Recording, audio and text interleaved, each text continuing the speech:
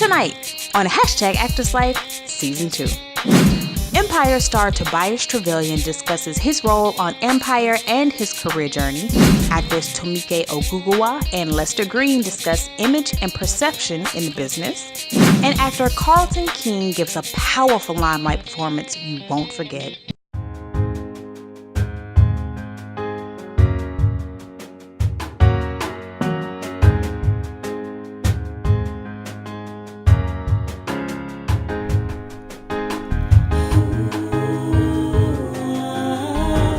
Tobias Truvillion began his career as a Ford model and transcended into the acting world. Over the course of his career, Tobias has garnered quite a body of work, including his most recent role as D Major on the hit Fox series Empire. Welcome, ladies and gentlemen, to our Perspective segment. Today's guest is Tobias Truvillion. You can see him in a host of films, but most recently you can see him in Empire as D Major.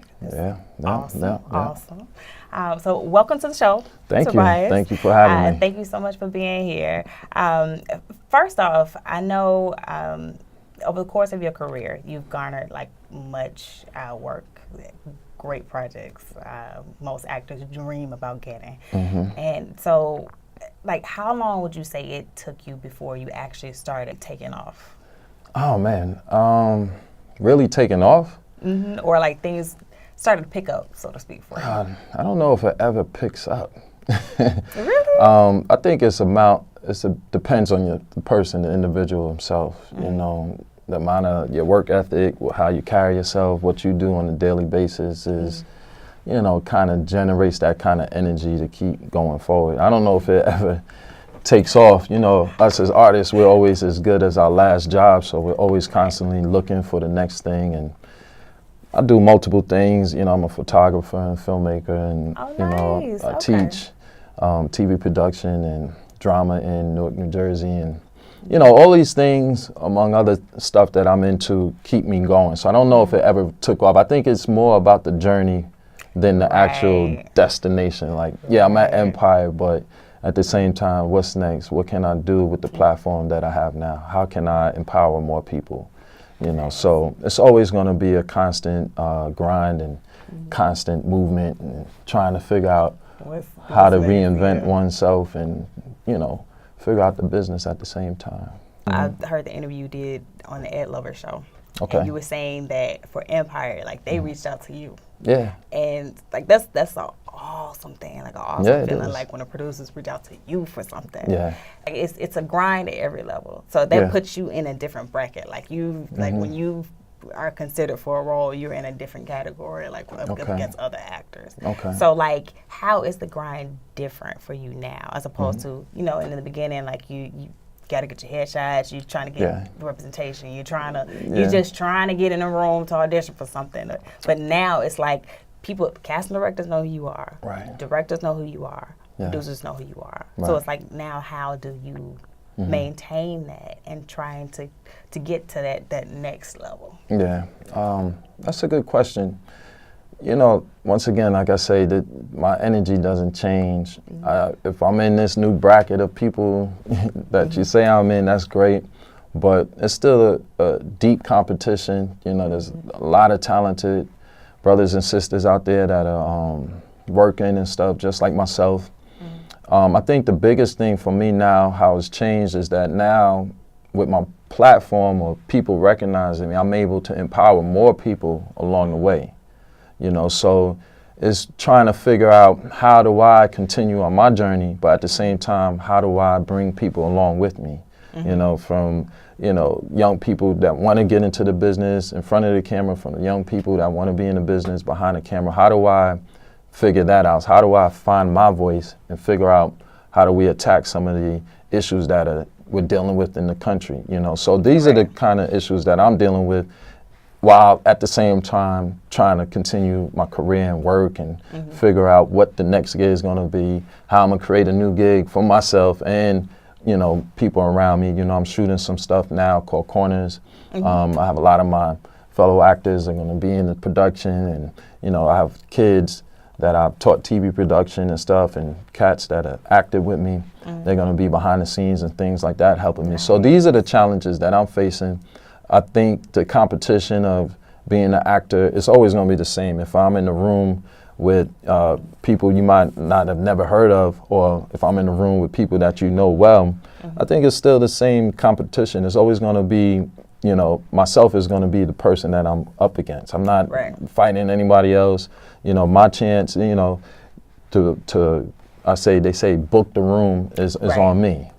That's on me. So my energy is not there. I'm not, you know, thinking about the next person, wondering, well, how's he working, or I'm not working. I'm concentrating on how can I make myself sharper? How can I, you know, study the craft? How can I help others along the way? Right. So, in your journey, yes, what has been the most difficult part of it? The difficult part of it? Oh, man, that's a good question. The most difficult part of this journey, it's the life, you know. You know, it's the people that you don't see all the time. You know, people that have moved you, people that have helped you along the way. Maybe you might not talk to them as much. You know, people that, you know, are close to your heart. Those are, you know, it's life. You know, those are the hard things that are on me. It's not, you know, what was so hard for me to be in the biz. You know, all of it's gonna be what you make it. You know, even when you get there, there's still gonna be something else to do. You know, but those are the things that are hard to me. You know, loved ones and people that have passed and ancestors and things like that. Those are the things that, you know, touch me deep in my heart. You know, that say, man, that's hard, man. I miss that person. You know, it's been a while. You know, but because of that energy, because of people like that, that's what keeps me motivated. That's what keeps me going. You know, if you know, my ancestors could do what they had to do, me, you know, this is light work. You know, I watched what was it? Not Passing Strangers, but this is Felicia Rashad in the last play that she had. Watching her work and, you know, doing the craft and, you know, that motivates me. You know, watching that and seeing that work, that's what motivates me. That makes me keep going. You know, certain actresses make me feel like that. Like I just need to be better. Like, oh my God. Yeah, it's always that way. And then it's always about, you know, having the opportunity to actually shine, to show your chops, to actually show, you know, speak the truth. So those are the things that, you know, keep me going. Those are the people that I watch, and that's the kind of motivation that inspired me, and I hope that I'm able to inspire others the same way. Yeah. So I think that's where it's at. Awesome. Yeah. So ultimately, your ultimate goal. My ultimate goal. Where you want to be. Because I know you missing no days off. You hashtag no days off. Oh, you see that? No days off? Right. So that means you grind. Yeah, it's true. So ultimately, like, where do you see yourself? Like, what's your ultimate? Yeah, the ultimate goal is to, you know, bring them with me, you know. I have a drama program in Newark, New Jersey, in the inner city, and my brother Rodney Gilbert, Yendo Arts and Advantage Arts, we have a partnership with Drew University, and you know, we have inner city kids that, you know, might be getting introduced to the arts for the first time. You know, might not have a strong black male figure around them, you know. So it's me, you know, in the classroom, in the street, on the network, being visible, but also touchable at the same time. It's like these kids are able to go to college. You know, we have a high percentage of kids that enter the program and graduate and go to college. So it's like, how can I build a platform or a vehicle, you know, through my art, the way I do, where I can employ these kids, you know, employ some of the young people or young adults now. They're not even kids anymore. You know, that to me is like the ultimate goal. How can I have a strong enough production, a network or something like, you know, Manhattan News Network, where I can have, you know, my people in there working and continuing this art form and paying homage to the people that came before. You know, so I think the ultimate goal would be, you know, something around of that nature, somewhere, you know, where I can, you know, not to mention all the issues that we have, you know, in the community and stuff. So there's a lot of work that needs to be done. Right. What would you say one of the most valuable lessons you've learned about the entertainment business? One of the most valuable lessons learned in the industry, it's a gift. You know, do the work. You know, that's how I was brought up. I was brought up in the theater. In the theater, in the Black Theater, National Black Theater, NBT. Oh, nice. You know, Dr. Barbara Ann Tier and Tunde Samuels, to do the work. You know, it's not, you know, no one's supposed to give you anything. Right. You know, you have to do the work. Right. Yeah. So, to all those people out there, do the work. You know, it's like even when you know, you look at D Major. You know, I'm a, you know, I'm playing a gay man that's on the down low. You know, which is like a billion light years away from myself. But I was taught to do the work. You know, I was taught that you will be called upon. Right. And when that call comes in, you got to step up. Right. Yeah. That's one thing I wanted to ask. What made you, or what was the deciding factor in accepting that role? Was it just because it was like Empire, or was it because like? Hey, I had no idea. You know, one of the other main things I guess I could tell the people out there is that you have to take leaps of faith. And I have my faith. Yeah.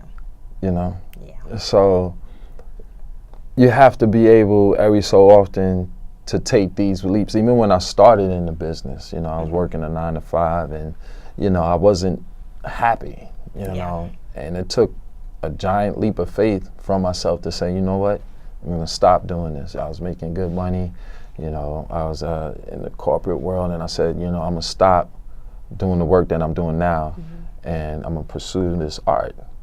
And that was a big leap of faith, and along that way, there were plenty of times where I had to take that leap of faith, and D Major was definitely one of those times. Yeah. Yeah, so definitely, hey, you got to take a leap of faith. You got to have your faith with you. You got to have your faith with you. Oh, wow. Yeah. That's awesome. Yeah, yeah. Well, thank you so much for being here. Oh, thank you. One last thing. Okay. What words of encouragement do you have for up and coming actors, or like people who want to take that leap of faith but are just a little afraid? Yeah, you have to have courage. You know, you have to push through that fear. And do the work. Like I say, do the work. And it's a journey. You know, it's not a destination. It's not like I did this and then oh my, now, you know, now everything is gonna come to me. No. Right. You have to keep on your journey and enjoy the journey along the way. You know. Wow, yeah. That's what I would say to the people out there. Definitely awesome. Thank you so much. Oh, thank you. Thanks. Well, I know, you know, we definitely gonna be watching. Oh yeah. Not just Empire, but all your other future projects. Yeah. There's some things coming down the line. I'm gonna be in I have a film called Products of the American Ghetto. That's in the Pan-African Film Festival. That's gonna be in LA. On I got a film called Secrets that's out there with Denise Lawton and my boy Harold Housemore and Denise Boutte and Darren Henson and Robin Gibbons, and they're in Products of the American Ghetto. Then I'm in another film, The Secrets, and there's another film, a military film that I did called Cigarette Soup. That's about to hit the internet and things like that. And just got distribution, and not to mention my product corners that I'm working on, and you know, D Major's coming down the line. So people, if you go to my website, TobiasTruvillion.com, or just follow me at Tobias Truvillion on your Instagram and Facebook and Twitter. You know, you could keep up with me and, you know, find out what's happening with me and all the projects that's coming down the line. Oh, yeah. Focus. Make sure I'm in focus. They see me. God's world, I'm here. I've arrived. You put it wide. You want Put it a little bit tighter. You know what? I want the camera and the set in the background. Why wouldn't anybody want to be an actor? I get to play and pretend that I'm somebody else, and I get to work with great people on collaborative, creative projects. Actors are social people, I think, by nature, and we like to work with others. And so when you get a great group of people together, it's nothing better. I guess it's just like being able to imagine myself in different ways, like a different version of myself, if you will, or in different scenarios, and how either a part of myself would react or how the whole of myself would react, basically. I'm most passionate about just really being into the character and just living in the moment, and maybe I've never experienced what that character experienced, but making connections and really becoming someone totally different. So I think that's my passion. What I enjoy about acting is just being able to bring something to life that was written on a page. It's sort of an art that I feel not everyone is capable of doing, and so it's necessary for those who do have the power to do it. It's like our job, you know. Thank you, Kylie. You're welcome. I like, you know what I mean? This is so awesome. Are we still rolling? Me? Okay. We still rolling, right? We better still be rolling. No. We ain't? No. Well, hold on. I told you I am the director. I say cut, I say action.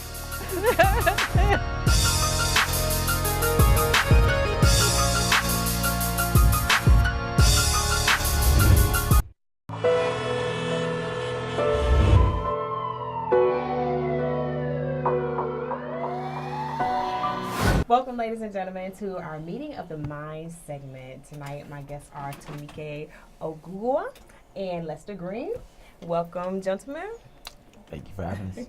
Now, tonight's topic of discussion is image and perception, because image, for the most part, is the perception that people see. For them, that's reality. Mm-hmm. And as actors, professionally, from a professional's perspective, we look at it as though we're just playing a role.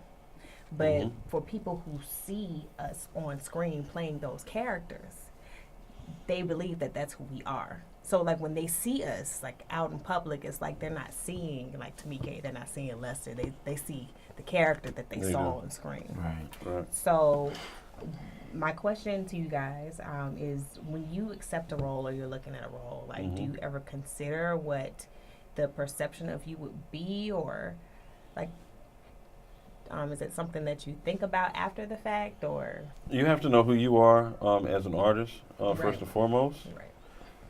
Because there are certain things that I just won't do. But in terms of just taking on the character, sometimes as an actor, you don't have the luxury to think about what the perception of your, you don't have the luxury of how you're going to be perceived, because it's about serving that story and serving that character. Because we know we're not the character that we're playing, but as you said, the audience sometimes blurs the two. But yeah, it's not for us to really judge the character. It's just to do the work. I try to look at it objectively. Yeah. And I try to say to myself, okay, is this something that I want to do first? Right. And two, is this something that just really speaks to me? Right. And if it really speaks to me, then I'm going to do it. Right. It's more about the actor than it is about how other people are going to see you. Because at the end of the day, you can't really control what people say or think. Right. So you can only do but so much. So I just believe it's all about doing the work, and then whatever happens after that happens. Definitely. Are there any roles that you would not accept? I don't know, Lester. Go ahead. Go ahead. Well, I'm pretty open to anything that's going to challenge me. I look for that one thing that's just going to push me and is just going to push the envelope. I love doing that. I love just taking on characters that don't really fit my type. Yeah. There's this new role that I'm taking on that Antoine Allen's directing. It's called Unnoticed Monster. And I play someone who kidnaps a child. Now, I know for a fact I'm nothing like that. Right. And so for me, it's just interesting to get into that mindset. So I love stuff that challenges me. That's how I go about choosing my roles. Okay. Just in terms of what I would not accept,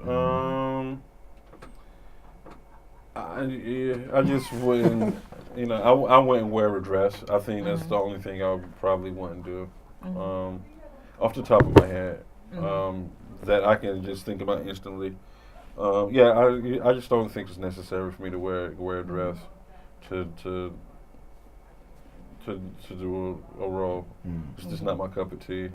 Well, the reason why I brought up that question is because, like, for instance, Michael K. Williams mentioned in an interview once, the interview he did with the Breakfast Club, they asked him about him taking on the role of Omar in The Wire. Oh, right. And because, you know, Omar was, you know, he did his thing. Yeah, yeah. And Michael K. Williams, his response was that, you know, he's human.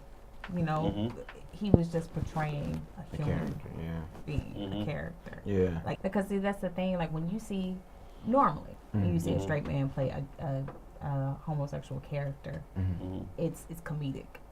But rarely do you see a heterosexual man portraying a homosexual man in a serious role. Right. With the exception of Will Smith. Will Smith did.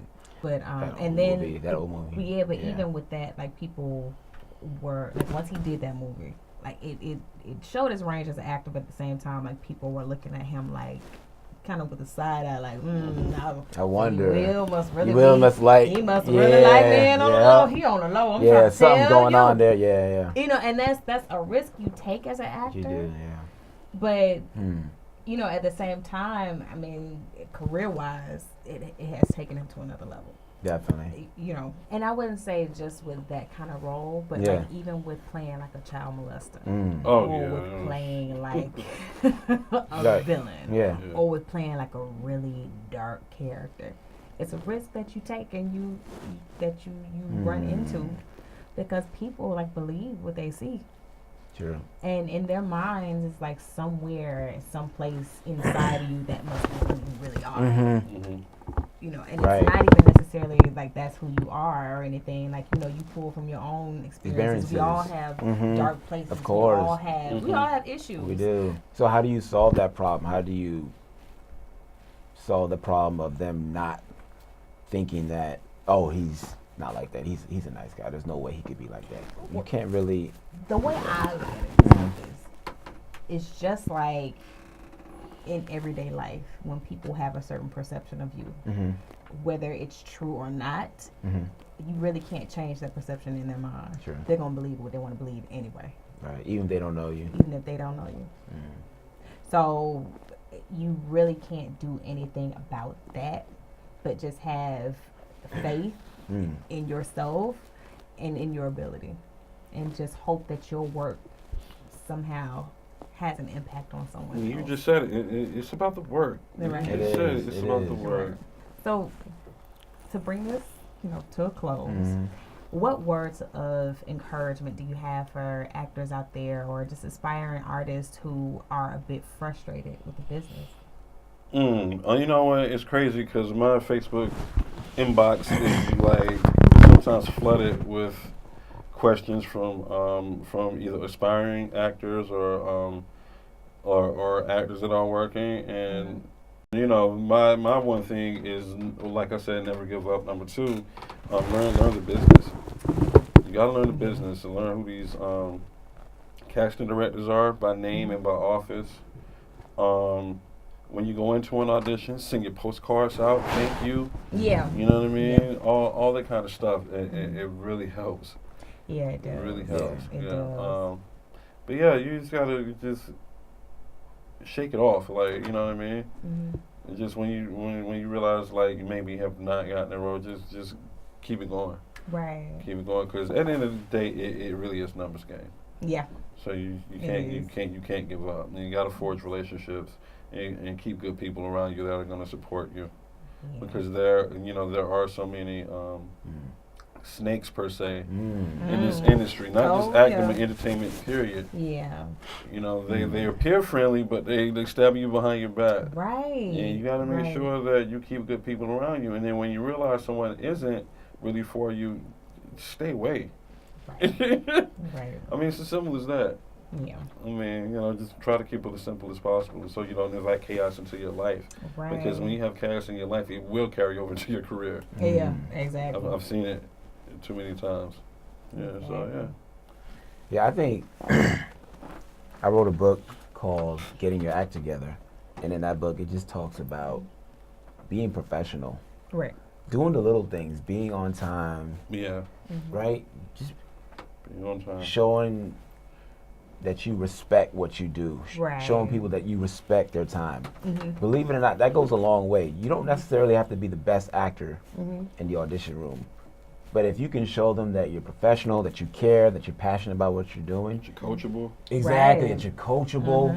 You gotta be nice. Yeah, Be nice. yeah, it pays to be nice. Exactly, it pays to be nice. You never know who's who. Right. And your You reputation never know is, who's gonna leapfrog you over in this business. Like Right. you think you so above somebody, Right. and this person tomorrow can, you know what I mean, be the one Right. give you opportunities. You just gotta respect everybody. Yeah, You know what I mean? and your So, reputation is everything. yeah. Right.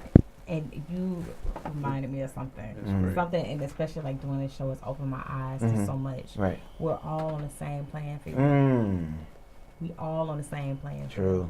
Because at the end of the day, even if it's a major, like a a big budget project or something like that, they looking for their next job too. True. That is You know what I mean? facts. So Super just facts. because you can't put people on pedestals I because agree. we are all on the same playing field. Preach. All on the same playing Yeah. field. Oh man. That's good. That's good. Just take it one day at a time. Exactly. That's all you can do. Oh That's all man. you But thank you so much, gentlemen. No problem. Thank you for No, having thank me. This you. interview has been very insightful, and I thank you guys so much for your perspective, your Definitely. experience, like your words of encouragement, and just continue on your path to success. Thank you. Yeah, You much know? more success to you as well Likewise, with the yeah, show definitely. and in your own career. I seen you on something on Shades of yeah, Shades of Blue. yeah, I seen that. Shades of Blue. I saw you. Seen that. I see you out Here we there. go. We peeped. I'm Show me trying. a hero. Shout out to J Lo. Oh, okay. Call me back. Just saying. Hook a sister up. Tomorrow my schedule is open. It's open. Yeah. Yo. I love it. But thank you again, No Jessica. problem. I'm looking forward to seeing you guys in your next project. Thank and you. Thank Thank you. you guys for joining us. Thank you.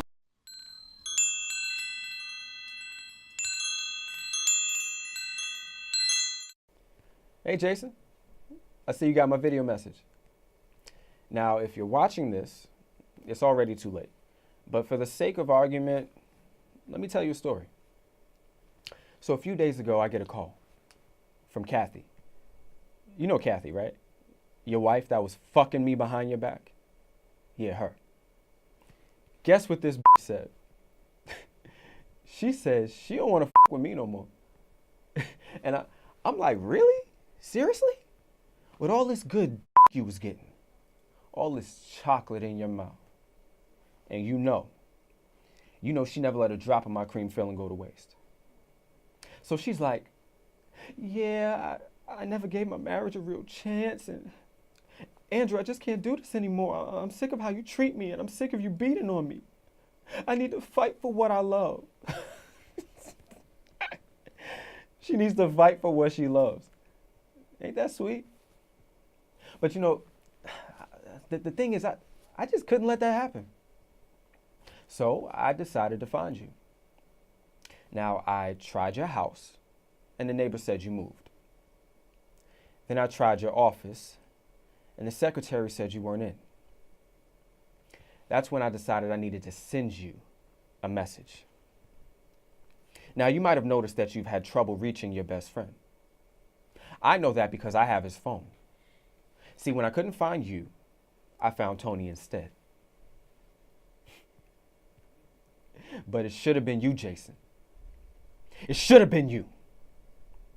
Who knows? Maybe it still can be. But one thing I do know is, you're not going to last much longer. See, the next time you see Tony, he'll be laying in a coffin. And believe me, Kathy is not that far behind him. Very soon, she'll be dressed in her very, very Sunday best, sprawled out for everyone to see. And like I said, Jason, you'll be next.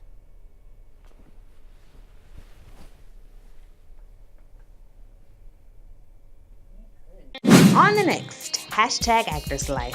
Actress Andrea Rachel discusses her roles on Power and The Deuce. Director Antoine Allen discusses his film festival, Validate Yourself, and the importance of validating yourself as an artist. And of course, another wonderful LimeLight performance. Don't miss it.